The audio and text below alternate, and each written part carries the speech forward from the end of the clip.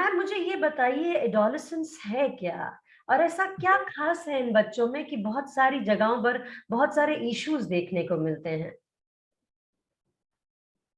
Adolescence जो है, हम वो स्टेज है ट्रांजिशन फ्रॉम यंग चाइल्डहुड की जो स्टेजेस है एंड ट्रांजिशनिंग इनटू एडल्टहुड, तो जी, यंग एडल्ट, वो जो जी। बीच का एक वो जो है ना, जहाँ ना आप इधर के ना उधर के, तो वो जो एक कंफ्यूजन वाली स्टेज है, तभी बोलते हैं टर्बुलेंस ऑफ एडोलेसेंस। ओके। इतना ज्यादा इंटेलेक्चुअली चेंजेस आ रहे होते हैं, हार्मोनल चेंजेस आ रहे होते हैं, और इमोशनल चेंजेस होते हैं, फिजिकल, मेंटल, सोशल, स्पिरिचुअल।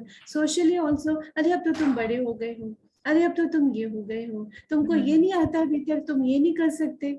बच्चों को समझ नहीं आता कि वो जेंडर स्पेसिफिक बिहेवियर्स क्या है, और गर्ल्स को कैसे रहना है, बॉयज को कैसे रहना है। कई बार फादर्स बॉयज पे एकदम से झिड़क देते हैं उनको, गर्ल्स के साथ दे आर सॉफ्टर, तो बॉयज को ये समझ नहीं आता कि मेरे सिस्टर को पापा ऐसे क्यों नहीं कह रहे हैं। और मदर्स जो है वो डॉटर्स के साथ अलग तरीके का बिहेवियर थोड़ा करने, रोल एक्सपेक्टेशंस चेंज हो जाती है ना। तो वो बोलती हैं कि थोड़ा किचन में थोड़ी हेल्प कराओ, तुम इतनी बड़ी हो गई हो, अपनी प्लेट यहाँ पर क्यों रखी है, वो मैं हमारी भी संभालो, घर को थोड़ा देखो, रूम को भी सेट करो। भाई को उतना नहीं बोलते, भाई को शायद बाहर के काम के लिए थोड़ा एक्सपेक्ट करते होंगे, या सबसे डैड पहले के तो साथ मैम जा, बच्चों को ये जेंडर बायस कंफ्यूज करता है। कंफ्यूज करता है। तो confusion, so this is a hmm. State transition, this hmm. Is a state of transition, hmm. Confusion and turbulence तो मैम इन जेंडर मेनी बायस वेज। की बात तो हम करेंगे। आई थिंक जेंडर बायस तो एक अलग इशू है क्योंकि बाहर का काम तो लड़कियां भी कर सकती हैं। बट सो लेकिन आपके कंफ्यूजन हिसाब है। से इस फेज ऑफ ट्रांजिशन में बहुत सारी टर्बुलेंस है and a lot of turbulence is happening because of parents. क्योंकि कोई छोटा सा बच्चा अचानक से माँ बाप को बड़ा क्यों दिखना शुरू हो जाता है? इज इट कि हमारे यहाँ पे कोई कोई मीटर लगा हुआ है कुछ? What is it, what makes them think कि अचानक से बहुत बड़े हो गए हैं? कल्चरल बायस भी इज वन थिंग। पेरेंट्स को लगता है इस एज में हम तो इतना कुछ कर लेते थे, तुम लोग को बस अपने लिए भी नहीं कुछ कर सकते। और अगर कहीं खुदा न खास्ता अगर आप पढ़ाई में उतना अच्छा नहीं कर रहे, तो और डांट पड़ेगी। आप हम्म। पढ़ते नहीं हो, आपको सिर्फ जिंदगी में करना क्या है, पढ़ना ही तो है, और हम्म। वो भी नहीं आपसे होता। तो मतलब इस टाइप की चीजें जो इनका बच्चों का आने लग जाता है कंफ्यूजन, टीचर्स का अलग तरीके का एक्सपेक्टेशन हो जाता है, जी। बॉडी में चेंजेस आते हैं, क्यूरियोसिटी हो रही होती है about so many things, about their bodies, about others bodies, and about what is happening around them because of so much of stimulation. तो उन्हें समझ नहीं आता। कुछ लोग एक्सपेरिमेंटेशन एक दूसरे पे ही, कई बार सिबलिंग्स एक दूसरे पे एक्सपेरिमेंट करने की कोशिश करते हैं। We what get type of such cases experiments on ma'am? Getting to know each others body. अपनी तो बॉडी पता है, दूसरे की बॉडी को भी। तो ओह। छोटा बच्चा वो बोलता है, उसे समझ नहीं आता कि नहीं वो भैया ऐसे कर रहा था या दीदी ऐसे कर रही थी, सो मतलब दे आर, इट्स नॉट कि we blame them, it is that they are getting curious. तो जो ये ट्रांजिशन होता है from from young childhood to adulthood, वो जो बीच का एरिया है, जिसमें बच्चे ना छोटे हैं ना बड़े हैं। जी। जो बड़े बच्चे टीनेजर्स, अरे तुम छोटे हो, जाओ जो यहाँ से क्या कर रहे हो हमारे बीच में, because they have so many other things to say and do. और जो छोटे बच्चे हैं उनको भैया दीदी करके अगर बात करते हैं, they feel out of place with them, और उनको वैसे भी वो बातें समझ नहीं आती, वो छोटे, कुछ ज्यादा छोटे हैं। तो ये बीच का जो ट्रांजिशन फेज है, पेरेंट्स को भी समझ नहीं आता बहुत एग्जैक्टली इसको कैसे डील किया जाए। कभी उनको छोटा बेबी, राजा बेटा, सोना बेटा, उसको वो बारी cuddling the child also like a small child, उस तरह कर रही हैं। और कभी कभी एकदम झड़प वो हो जाती है उनके साथ, तुम ये भी नहीं हम्म। कर सकते, तुम्हारा रूम ऐसा है, तुम्हारा कबर्ड ऐसी है, तुम्हारा टेबल ऐसी है, you can maintain that also. जो मम्मी अभी तक सारे काम बच्चों के बिना कहे कर रही थी, सडनली वो मम्मी के भी बच्चों को लगता है क्या हो गया, एक्सपेक्टेशन सडनली इतनी ज्यादा हो गई है, और हमें समझ नहीं आ रहा कि हम गलत है कि मम्मी गलत है। तो मैनी टाइम्स बच्चे when they meet us in person in the hospital और अदरवाइज, दे से कि हमारी काउंसलिंग से ज्यादा प्लीज आप हमारे पेरेंट्स की काउंसलिंग करिए, पूछिए कि वो उनको क्या चाहिए हमसे, because we don't get that, we don't understand that. उसके अलावा आशिमा, सबसे बड़ी बात जो हो रही होती है वो बड़े हो रहे होते हैं, उनका emotional mind, mental mind, intellectual mind भी थोड़ा सा डेवलप हो रहा है। उस डेवलपमेंट में घर में बहुत सारी ऊंच नीच की बातें होती हैं, कुछ उनको कानों में जो सुनती है अब समझ आने लगने लग जाती है। तो वो भी बहुत इम्पोर्टेंट है। अगर मम्मी ने कोई कमेंट किसी के लिए दिया, पापा ने किसी के लिए कोई कमेंट दिया, उनकी आपस में झड़प हो गई, और वो बातें, पहले छोटे बच्चे थे तो बॉदर नहीं करते थे, टीवी देख रहे हैं कुछ है, they would feel upset, they would feel disturb, but they would know what is the cause behind all that. कि अरे मम्मी पापा तो लड़ रहे, अरे पापा ने गुस्से में बोल दिया, अरे मम्मी ने वो मोबाइल गुस्से में फेंक दिया। These are taken as normal instances earlier, but अगर ये कंटिन्यू रहता है तो cause of all these things आदि आदि बातें उन्हें समझ आने लग जाती है। And mind you, Ashima, sometimes they blame themselves कि मैंने होमवर्क नहीं किया था इसलिए आज पापा ने मम्मी पे गुस्सा किया, या मैंने ये वर्क नहीं किया इसलिए मम्मी ने पापा को इतना गुस्से में सुना दिया। मैं अगर ये मम्मी को नहीं बताता ये बात तो शायद मम्मी को गुस्सा नहीं आना था पापा पे। We are talking about teenagers. Yes, उनको ऐसी फीलिंग आती है, फीलिंग आती है। हाउ बिग नॉलेज जो है, जो थोड़ी सी इंफॉर्मेशन उसकी वो पूरी कहानी बना देते हैं। There may not be any substance to it at all, ऐसा कुछ भी भले ही ना हो, उनका माइंड तो ओवरवर्क कर गया ना, उनके लिए तो वो रियलिटी बन गई।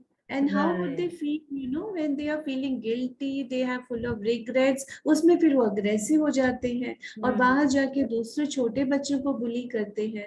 So behind every bully there is a crying heart. ये टीचर्स को और स्कूल मैनेजमेंट को और पेरेंट्स को समझना चाहिए ये point. Behind every bully there is a crying heart, there is a heart crying for attention. That's a very strong statement. Behind every bully there is a crying heart. जब आप ये बोल रहे हो तो जब बच्चे को ये बोला जाता है ये तो बहुत ही खराब बच्चा हो गया, इसको तो अक्ल नहीं है, इसको तो बिहेवियर ही नहीं पता है, ये तो बड़ा हो गया अपने आप को पता नहीं क्या समझने लग गया, so people are not trying to understand कि एक्चुअली उस बच्चे के बैक एंड पे चल क्या रहा है। क्या चल रहा है? So I mean there is a lot of effort required to understand that child. Ma'am आपने जी आई रिमेम्बर जो आपने बोला कि पता नहीं चल रहा, आई रिमेम्बर हम लोग गैंगटॉक में थे for some years, my husband was posted there, तो वहां पर one school I had gone to, I was there for some time with that school, और क्लास 1 का एक बच्चा, तो उसे पूछा जा रहा था कि तुमने होमवर्क क्यों नहीं किया, और वहां तो पहले I am talking about let's say 20-25 years back वाला सिचुएशन, तो उसको केन से उसके हाथ में मार रहे थे teacher, and she was you know, she was very angry. Why didn't you do this homework? मैंने इतना करवाया था, बताया था, you were supposed to do that. तो जब उसने अपना एक हाथ में तो मार खा ली बच्चे ने, जब दूसरा हाथ टीचर ने बोला मारने के लिए, तो उस हाथ में पहले से जख्म था यहाँ पर, और उसके यहाँ बाजू में भी शर्ट उसने ऊपर की तो यहाँ भी था जख्म, ऐसे कुछ चोट थी उसके, तो विच वॉज अननेचुरल। तो जब उससे पूछा गया तो उसने बोला कि मेरे स्टेप फादर ने मुझे कल मारा था राइट हैंड पे, और आई वाज इन पेन, और मैं सुबह का ब्रेकफास्ट भी नहीं किया है, और आई एम सॉरी, मैं होमवर्क तो बिल्कुल कर ही नहीं पाया because I was in no condition to do that homework. अब क्या आपको लगता है कि हम बड़े लोग बहुत ज्यादती करते हैं, हम अपनी फ्रस्ट्रेशंस को, अपनी एक्सपेक्टेशंस को, अपनी एम्बैरेसमेंट्स को कहीं ना कहीं अपने बच्चों के ऊपर उतारते हैं, हम समझते हैं वो हमारा एक वेंडिंग टूल या एक वेंटिंग टूल बन जाता है। I mean, do you think I'm making a very strong statement here, but do you think some of the parents end up doing this? देखिए, पेरेंट्स भी करते हैं, और ये तो फिजिकल पेन है, फिजिकल इंजरी था, तो आपको भी बुरा लगा सुन के, मतलब अच्छा नहीं लगा, ऑफ कोर्स हर्ट हुआ, हम सुन के हर्ट हुआ, जो हमने देखा तो और ज्यादा मन एकदम सन्न रह गया था। लेकिन what about Ashima, emotional hurt which we are inflicting on our children, not really thinking that we are doing it, not realizing we are doing it, but we are inflicting emotional pain on our children every day. जब parents आपस में उनकी अनबन होती है, बहुत बार parents बहुत ही confidently बोलते हैं, नहीं नहीं बच्चे को तो पता ही नहीं, हमारे issues in my marriage counselling sessions also, कि नहीं नहीं बच्चों को तो बिल्कुल पता नहीं है, they are not even aware कि कॉज क्या है कैसा है, बस दे फील कि हाँ थोड़ा मम्मी पापा की छोटी मोटी लड़ाई हुई है या छोटी सी अनबन है। लेकिन इतनी ज्यादा अलगाव हो चुका है, उस स्थिति में ये लोग आ चुके हैं कि बोलते नहीं बच्चे तो अपना खेलते रहते हैं, बच्चे तो स्कूल जाते हैं, बच्चे तो काम करते हैं, बच्चे तो वैसे ही हैं। Children don't know how to behave, so they pretend everything is normal. So just because they pretend everything is normal for them, around them, doesn't mean they are not feeling hurt. और जब बच्चों से बात करो, and I always maintain नहीं, I would like to talk to your children also, especially their adolescents. और जब हम बात करते हैं तो उनका इतना पेन निकल के आता है, उनके there are various tests in psychology जो projective test हैं, तो पर्सनालिटी में इतना पेन निकल के आता है, तो it can not happen without what is happening around them also being involved in that. ऐसे हो ही नहीं सकता कि उनको घर में क्या हो रहा है उन्हें मालूम नहीं हो। हल्का हल्का, and little knowledge is dangerous. थोड़ी सी नॉलेज, थोड़ा इन्फो मिलता है और उनको लगता है they make a whole story कि पता नहीं मैंने मम्मी को शायद मैंने शायद ऐसे कहा था इसीलिए पापा गुस्से हो गए, इसलिए मम्मी का भी रिएक्शन ऐसे हो गया, पापा मैं आपकी सारी बात मानूंगा, मम्मा मैं आपको बिल्कुल तंग नहीं करूंगा। उनको लगता है शायद मेरे कारण मम्मी पापा की लड़ाई हो रही है, क्योंकि बहुत बार बच्चे, हस्बैंड्स भी बोल देंगे, वाइफ्स भी कह देंगे, because of kids I am there with you. ये इतना कॉमन Again, स्टेटमेंट है that's a उसको। very strong statement to make because of kids. बच्चे हैं इसीलिए, नहीं तो मैं तुमको कब का छोड़ चुकी होती या मैं तुम्हें कब का छोड़ चुका होता। बहुत स्ट्रॉन्ग स्टेटमेंट है मैम। और अभी एक और स्ट्रॉन्ग इमोशन जो है, जो अभी आपने जिसका जिक्र किया कि पेरेंट्स बच्चों को समझते हैं कि कुछ भी पता नहीं है। I think if parents think कि ऐसी बात है तो उनको ये समझ लेना बहुत जरूरी है कि छोटे से छोटे बच्चा भी इतना इंटेलिजेंट है और इतना ऑब्जर्विंग है कि अगर आप उससे पूछेंगे वो आपको कई ऐसी ऐसी बातें बता देंगे कि आपको समझ भी नहीं आएगा। आप बिल्कुल आप भौचक्के रह जाएंगे कि मेरे बच्चे को ये भी पता है। एंड एडोलेसेंस तो इन एनी केस उनके तो बहुत टर्मोइल्स अपने हैं। वो अपने आप को नहीं संभाल पाते, उनकी भी रिलेशनशिप इश्यूज हो रहे होते हैं, चाहे क्लास में अपने बैचमेट सेम जेंडर के साथ भी हो, दोस्तों के साथ हो, लेकिन हो रहे होते हैं। उनके टीचर के साथ भी एसोसिएटेड इश्यूज हो सकते हैं। बहुत बार टीचर्स उनको नहीं समझ पाते स्टेज में। टीचर से बात करो तो कहते हैं हमारे पास इतने बच्चे, we don't have time to look into these small small things. लेकिन कहीं ना कहीं all of us adults are responsible कि अगर adolescents are feeling to place if it adolescents are not feeling good about themselves, and वो किस चीज में मैनिफेस्ट होता है, हेडेक शुरू हो जाते हैं, बॉडी पेन शुरू हो जाती है, स्टमक एक शुरू हो जाता है। इनफैक्ट गर्ल्स की भी बहुत सारे जो गायनी रिलेटेड इश्यूज है ना, जैसे पीसीओएस है और पीएमएसिंग इन पीएमडीडी, वो जो पेन वगैरह शुरू हो जाती है, they are also indirectly related to what is happening around them. So it's not only physiological cause, वो psychosomatic भी है. We need to understand that. Because children internalize most of the time. If they internalize, they'll have the psychosomatic disorders or reasons. But if they externalize, it will be called conduct disorder कि बच्चा तो बहुत बदतमीज हो गया है। और फिर बच्चों को ये समझ नहीं आता कि जब मम्मी को गुस्सा चढ़ा और उन्होंने मोबाइल गुस्से में फेंक दिया या पटकना शुरू कर दी चीजें, या पापा को जब गुस्सा चढ़ा, बिकॉज वायलेंस तो कोई भी कर सकता है, गुस्सा तो इररिस्पेक्टिव ऑफ जेंडर किसी को भी आ सकता है। जब पापा इतना ऊंचा गलत भाषा में बोलते हैं, मम्मी इतना ऊंचा चिल्लाती है, तो अगर मैंने भी उस टोन में बात कर ली तो मैं बदतमीज कैसे हो गया, और ये एडल्ट्स, सो कॉल्ड रिस्पॉन्सिबल कैसे समझे जा रहे हैं। I think every child is the mirror image of the parent. हर बच्चा अपने पेरेंट का अक्स होता है, मगर प्रॉब्लम ये है कि हम कहीं ना कहीं पर उस चीज को एक्सेप्ट करने में हिचकिचाते हैं।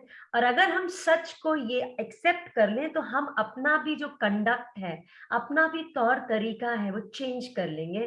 Because I think no parent can say कि मेरा बच्चा तो पता नहीं क्या सीख के आ गया, कहाँ से सीख के आ गया। भाई जब घर में ही है छोटे बचपन से, और क्योंकि छोटे छोटे बच्चों के भी कंडक्ट डिसऑर्डर्स होते हैं कभी कभी, सो अगर बच्चा घर पे ही है, अभी वो टीनेजर नहीं बना है, अगर तभी से शुरू हो रहा है, तो अब जब वो एडोलेसेंस बनेगा तो इश्यूज तो और बढ़ जाएंगे ना, क्योंकि पहले ही रिजॉल्व नहीं हुए। नहीं हुआ। जैसे हमने पिछले सेगमेंट पे आशिमा बात की जी। थी कि अनरिजॉल्व ग्रीफ छोटे बच्चों में भी होता है, so we need to understand वो ग्रीफ में भी है। जब रिलेशनशिप भी खराब होता है तो भी ग्रीफ में है। जी। अगर कोई बड़ा उनका grandparents if they pass away और हम ग्रीफ में हैं because our parents have passed you know and we are not able to reconcile with the fact, हम तो अपनी लड़ाई लड़ ही रहे हैं, but what about little children in the home, you know, वो उनको समझ नहीं आ रहा कि one fine day I got up and दादी was not there. One fine day I got up, I heard कि नानी is not there. So now one fine day I'll get up and my mother will also not be there. और क्यों? क्योंकि मैंने कल disobey किया था, mummy मुझसे गुस्से हो गई थी, मम्मी ने मुझे बोला था कि तुम मेरी बात नहीं मानते, मैं घर छोड़ के चली जाऊंगी। मे बी उन्होंने मजाक में बोला हो, लेकिन शब्द ये बहुत बहुत ज्यादा यू नो अफेक्ट करते हैं। वर्ड्स एब्सोल्युटली ही, मैम। वर्ड्स हर्ट, वर्ड्स ही, शब्द ही भी करते हैं, शब्द हर्ट भी करते हैं। अब आशिमा बताओ, मंत्र क्या है? शब्द ही तो है, लेकिन मन को ताज देते हैं। जप क्या है? जन्मों के पाप तर जाते हैं। किससे क्या जपते हैं? शब्द ही तो है जो उच्चारण उनके होते हैं, और हम जपते हैं तो जन्मों के पाप धुल जाते हैं, कट जाते हैं। मंत्र मन को ताज देते हैं, पर है तो शब्द। तो वर्ड्स में कितनी पावर है, we need to understand that. Ma'am it's a beautiful statement which you just made. बच्चों के साथ बहुत, That's a तो beautiful ये हम statement अपनी, which you made, which says words heal and words hurt. It's a very beautiful way of putting it, ma'am. And I think अगर parents समझ ले तो adolescence तक जाते जाते ये problem आएगी नहीं। और छोटे छोटे words, थैंक यू, सॉरी, और बच्चों को इन्वॉल्व करना, आई थिंक हमारे पास, हम एक पूरी सीरीज बना रहे हैं इसके ऊपर, जिसके ऊपर हम बात करेंगे। एंड आई थिंक मैम जो एडोलेसेंस में आके प्रॉब्लम्स होती हैं, कहीं ना कहीं पेरेंट्स को पीछे, जब बच्चे छोटे होते हैं, they have to start somewhere there only to build that relationship. So we'll come back to you, talk about all the things in great detail, but in the meantime, words hurt and words heal.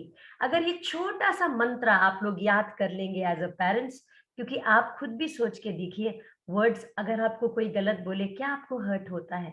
कि आप कहते हैं नहीं नहीं चलने दो? Please think about it. We'll join you in another session as we are going to be talking about great deal about adolescence and how parents can really have very good, beautiful relationships with your children. Thank you, ma'am. Take care. Let's join back next time again and give some nice inputs.